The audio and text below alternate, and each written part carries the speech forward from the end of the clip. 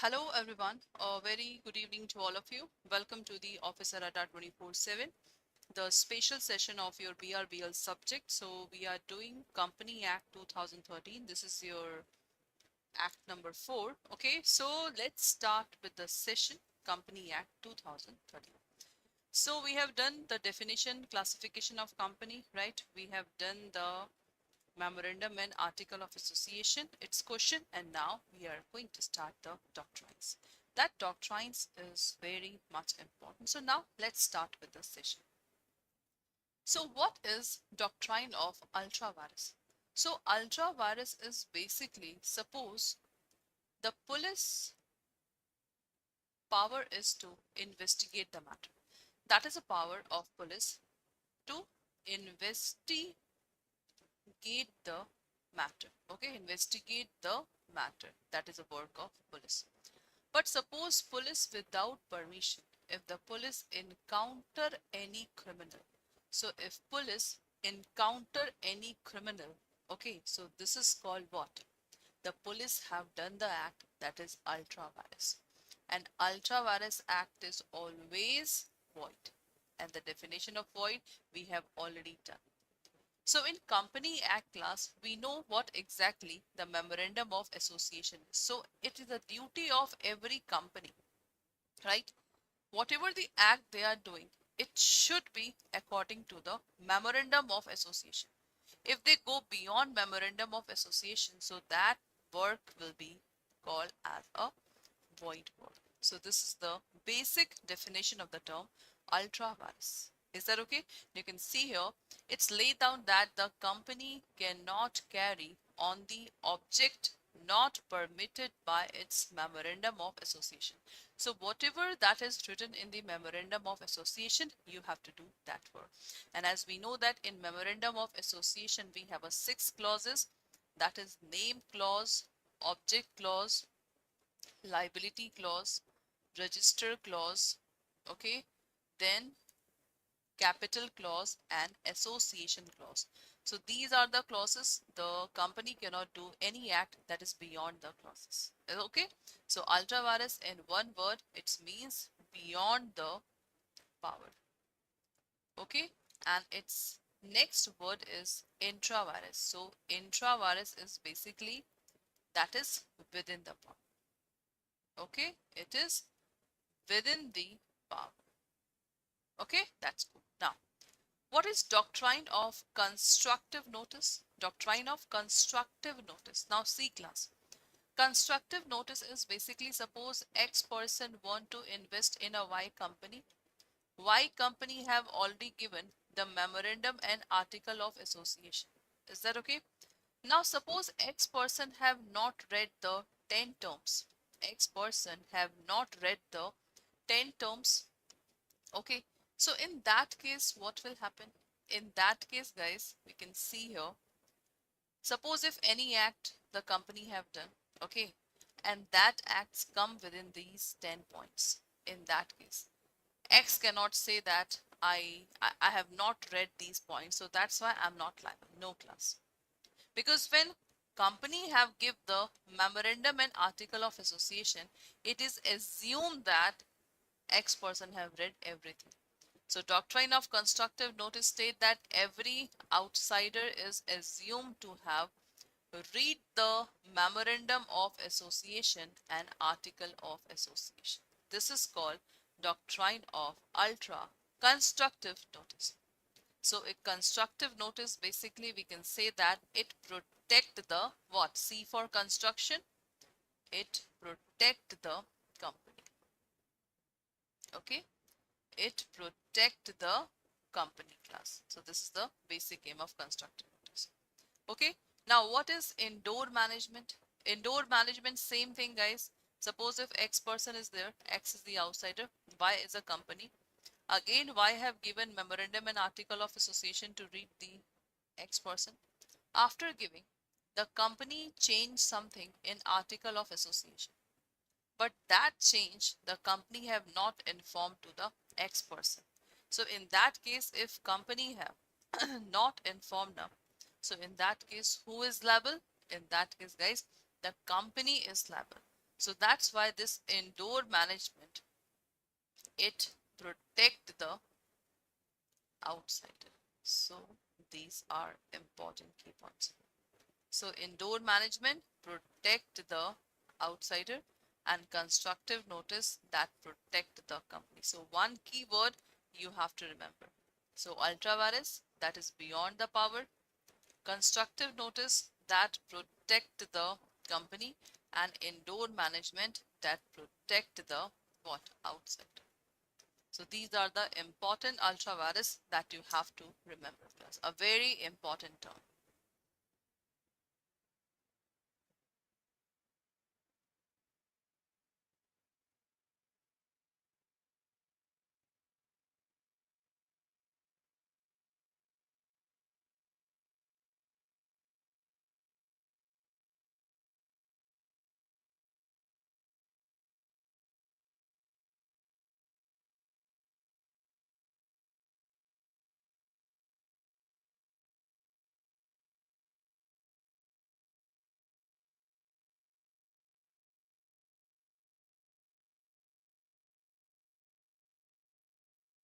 Okay.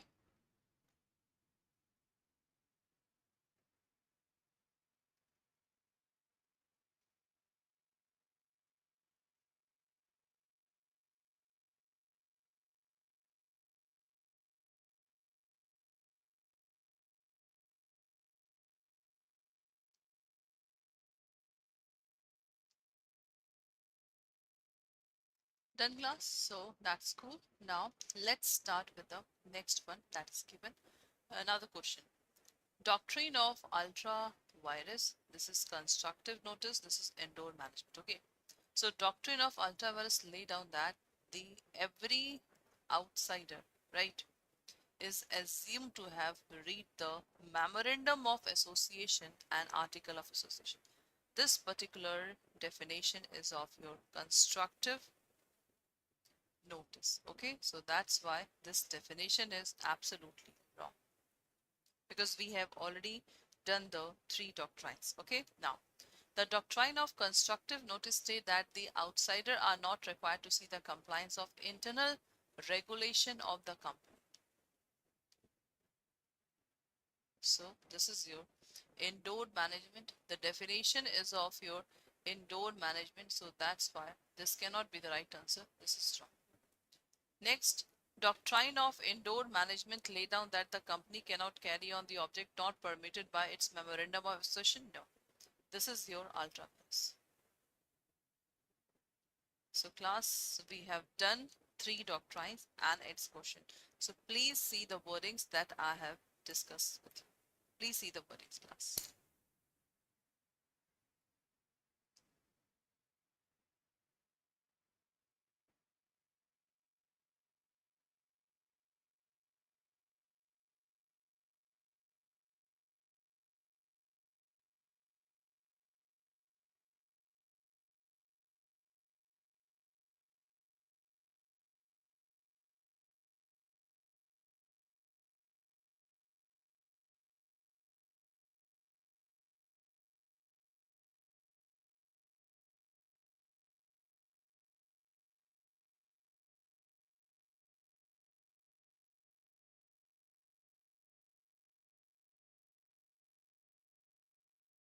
Okay, class, any doubt?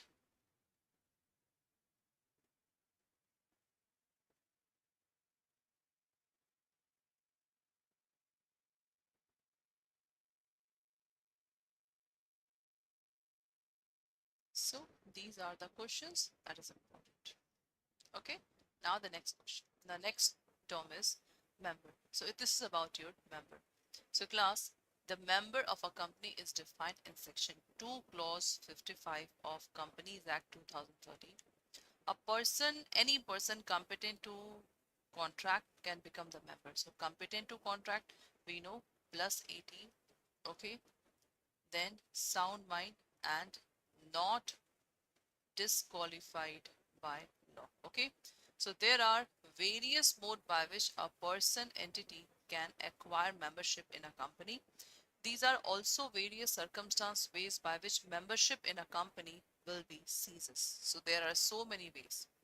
Every company is required by statute to keep the updated register of members, debentures holder, etc., containing certain minimum information as specified. The register are to be kept in the register office of the company and is kept inspection by the general public. Exactly. The Companies Act conferred certain rights, okay? The statutory rights, that rights which is mentioned in the Company Act 2013.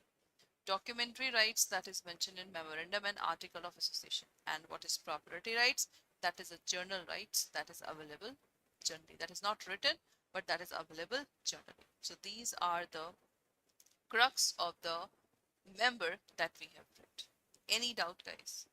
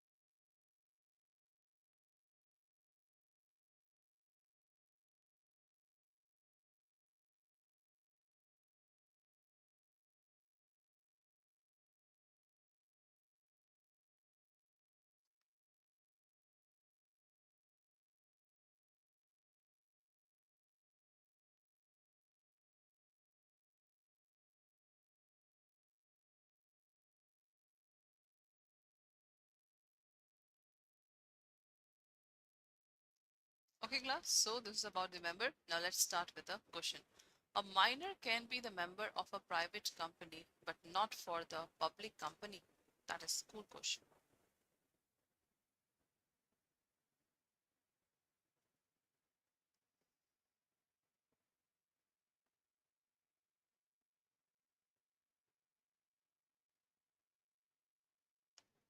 A very important question. Minor, the person that is below 18, that is called the minor person.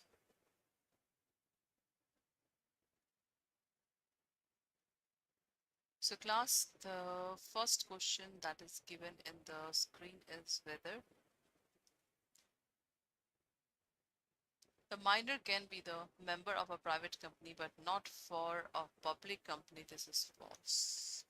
Because we know that, first of all, this is the false statement. A minor can be the member of private company but not for the public company. That is false. He can also become the member of a public company also, but there are certain rules and regulations also. Okay, there are certain rules and regulations that is. Now a member can inspect the register of this one. That is true.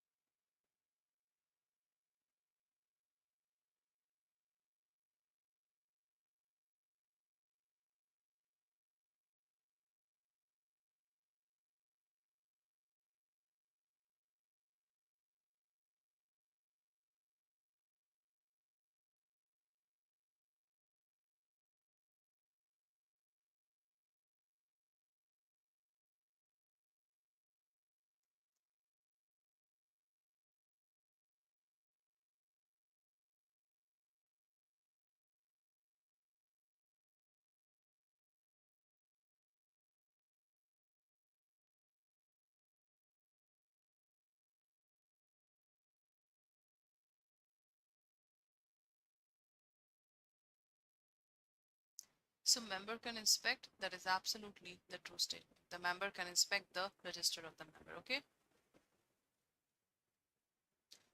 In a company limited by shares, the member is liable to pay the full nominal value of the shares and the liability of the members end there. This is types of company. Tell me, class. Hanji, what will be the right answer for this question?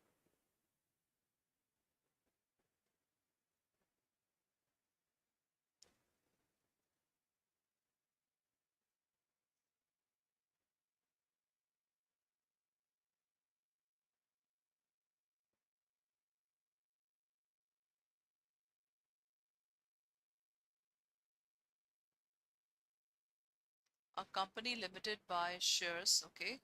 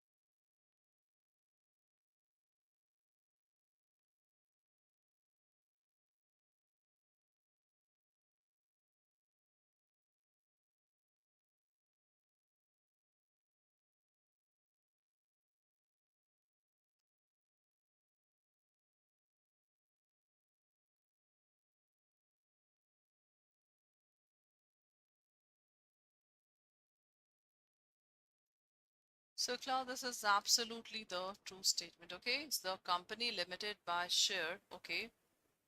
This is the true statement.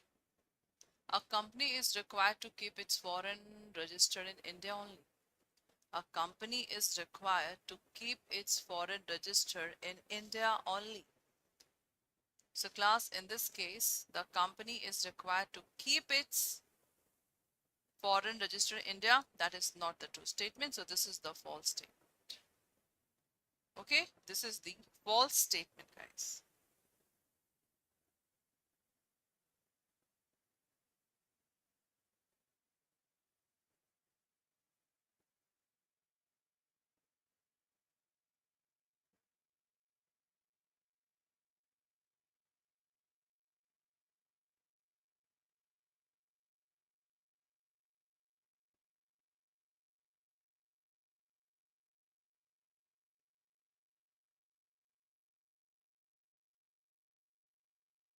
Okay, so this is very much important. Now, the last segment. The last segment is about the prospectus. The public company has to issue the prospectus because prospectus is just like we can say, uh, that's talk about the brochure of a company. So public company has to issue prospectus before raising fund from the public. The company, the promoters, and the directors of the company have certain liabilities of any wrongful statement that may be included in the prospectus on the basis of which public invest fund in the company by the way of subscribing to the shares and the debenture of the company. And suppose if any wrong thing, or we can say if any misstatement is written, so both civil and criminal liability will be imposed on the company. That is important. Okay. There's no remedy available for misstatement in prospectus by directors. So we have already done right now.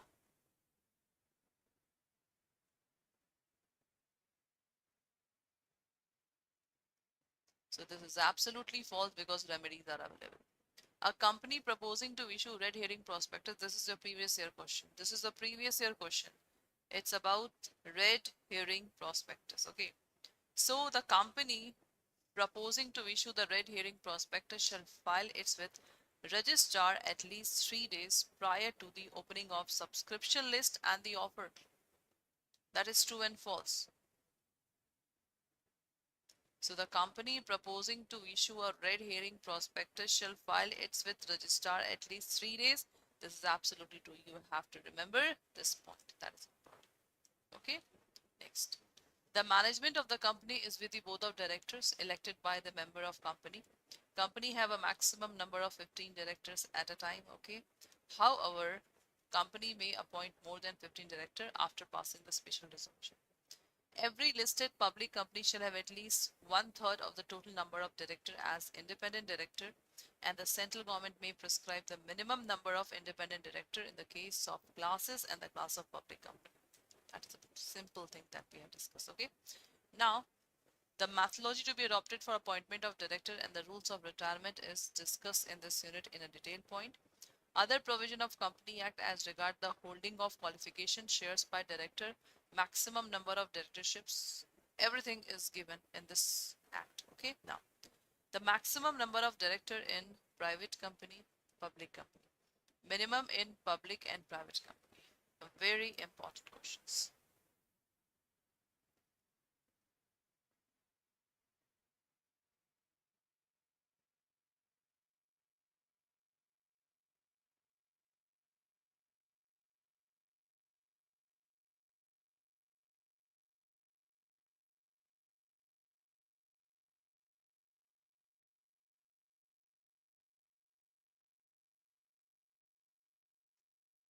So class, that is very easy.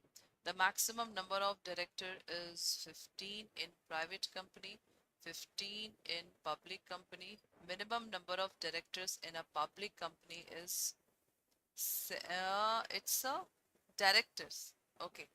Minimum director is 3. Okay. Minimum director in public company, that is 2.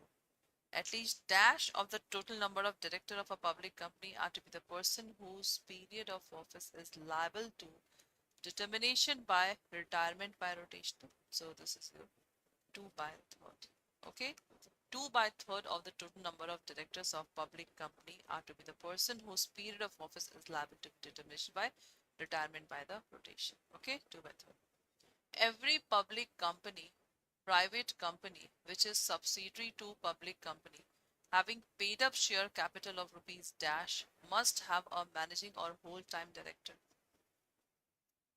Every public or private company paid up share capital.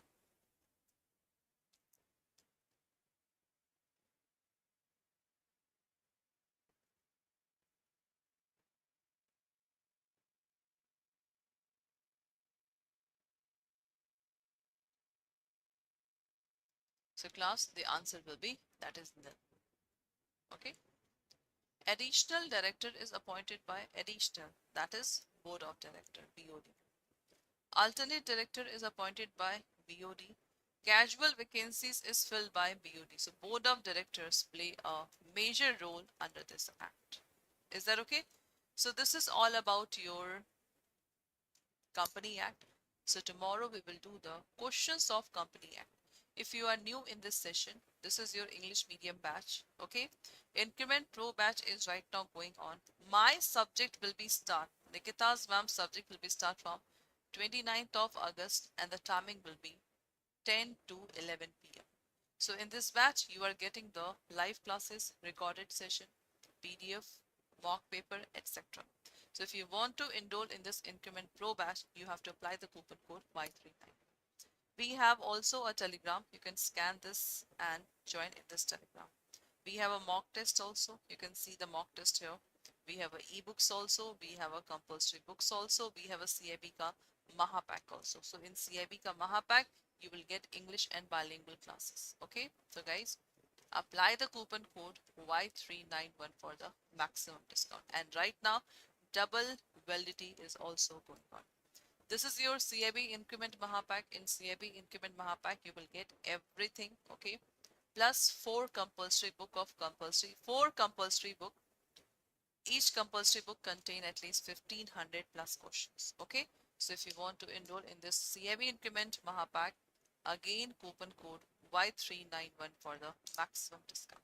Thank you so much, class.